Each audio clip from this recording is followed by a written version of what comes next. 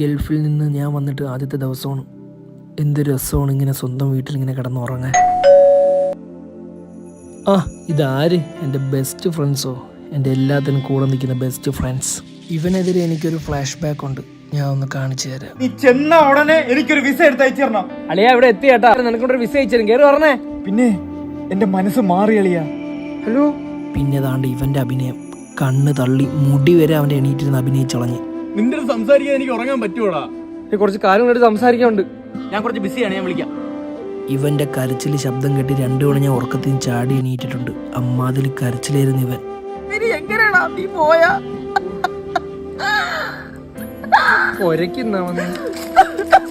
അജിനെ so തന്നെ. ഇന്നലെ ഒരു പാർട്ടി ഉണ്ടായിരുന്നു, ഇനി നാളെ ഒരു ട്രിപ്പ് ഉണ്ട്. ആകെ മൊത്തം സന്തോഷം മച്ചാനെ. കേരളത്തിലെ ഏറ്റവും നല്ല അഭിനേതാക്കൾ ലാലേട്ടനോ മമ്മൂക്കിയൊന്നുമല്ല, അത് ദൈവന്മാർ 3 ആണ്.